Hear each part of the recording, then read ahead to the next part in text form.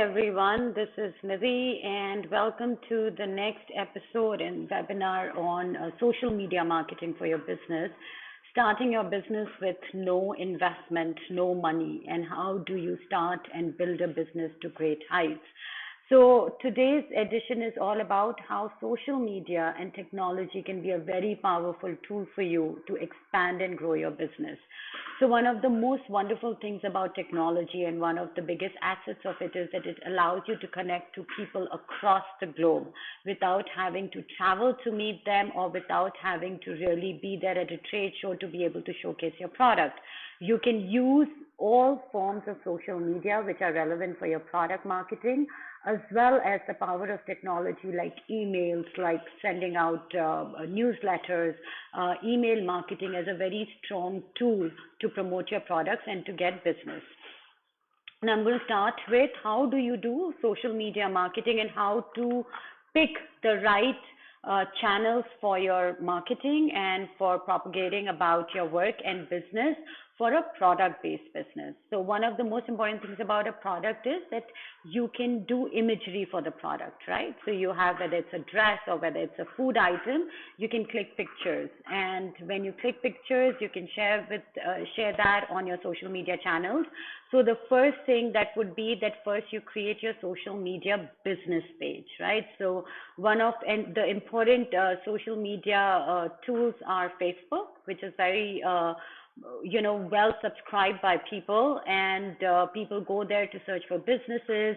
When you start to share the post that you do about the pictures of your products as well as the work that you're doing, it gets shared by all your known tools, and it also gets searched, and it comes into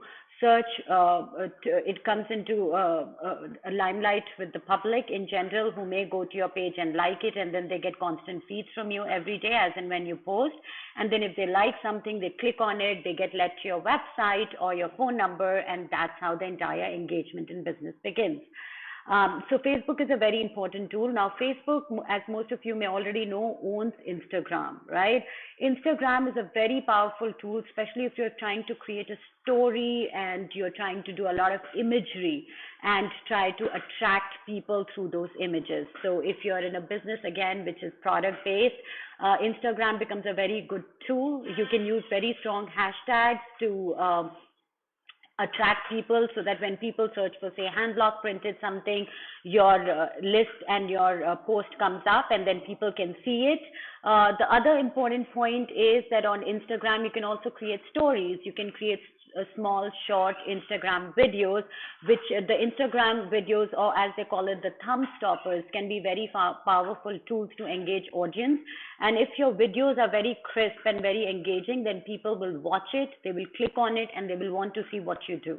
So that also helps to get traffic to your website or to your Facebook page or to your phone number, and increases qualitative leads, as we call it. If you have a product-based business, another very important social media handle is Pinterest. A lot of people go to Pinterest, they create their own pin boards of different images that they like, different products, which again is shared by more people. So more people get to know about you.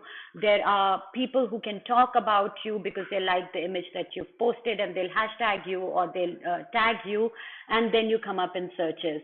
So absolutely use Pinterest if there are a lot of good images, and make sure that you're investing in creating good images. So there are a lot of free tools and free articles out there, how to create a good image, how to crop your image, how to make it very attractive, how to create these stock videos, short videos, thumb stoppers. It takes a bit of time, but it's free. So instead of engaging a company or a freelancer who would charge you a bit to do it, you can start learning it on your own. And once you know it, you will realize that you're the best person who can relay and message about what exactly your product or your company stands for. And that messaging can hit the customer straight into their heart, and they would come to you. Because the way you will describe your product or service, nobody else can, right? So learn it yourself. It's a part of your practicing, your performing and learning curve. And once you know it, and when you start to hire employees as you grow, you can teach them yourself. And that way they will understand what the ethos of the company is and how it does its social media marketing. The other important, if you have some great videos, you can use TikTok, which is very popular with the younger generation right now. Again, depends on your products. I also use a lot of email marketing. For me, that has worked phenomenally.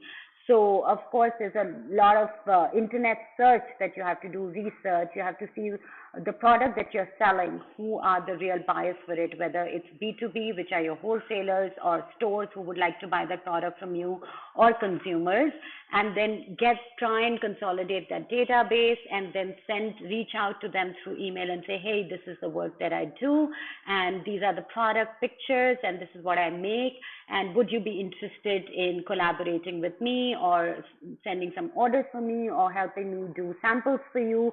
Because once they see the sample, and especially if they're sitting across like thousands of miles away from you in another country, they don't want to just give business, a big business, to a person they don't even know. So ideally what they will want is, they would want you to create samples for them, and most of the good and big buyers pay for the sampling, because they know that if you're a small entrepreneur, you don't have the funds to create samples, because samples cost a lot of money to be generated. So they will pay you for the samples, and they will ask you to send it to them. Then they review the samples, they see how good your work is, the finish, and if they like it, they might start with you with a very small order. And that's what actually happened when I started exporting. I have never traveled to a buyer and tried to seek buyer. The trade shows were very expensive for me to participate, because a booth typically costs $2,000, $3,000 plus your travel expenses, your stay expenses, cost of sampling. So I thought it's better I offer free samples to people. That saves me cost, and just send it to them and let them review my products. And if they like it, they will place order, and then I can customize their product. And that's how I clinched 15 of my biggest accounts through that strategy. And another very important and powerful tool, like I said, is now WhatsApp. So Facebook again owns WhatsApp, and now you have WhatsApp for Business. So you should register yourself as a WhatsApp for Business, so you become a validated business account, and you carry more credibility. And then you can search for people through groups who are already into the products that you want to sell, and reach out to them through WhatsApp. And again, WhatsApp becomes a very powerful and a free tool to engage with customers worldwide. So if you're looking to really get into the B2B segment, looking for big buyers, people who would buy wholesale from you, it is a very important tool to use to talk about your business. And if people don't like the message that you send, or they don't like the images, they can always delete it. So there is no harm reaching out to them, because even if 2 of them revert, that's business in your pocket without having spent any money. It's just your time and efforts, right? And LinkedIn, of course, is another powerful tool on the internet. LinkedIn gives you a very strong professional profile. So register your business, a business page on LinkedIn.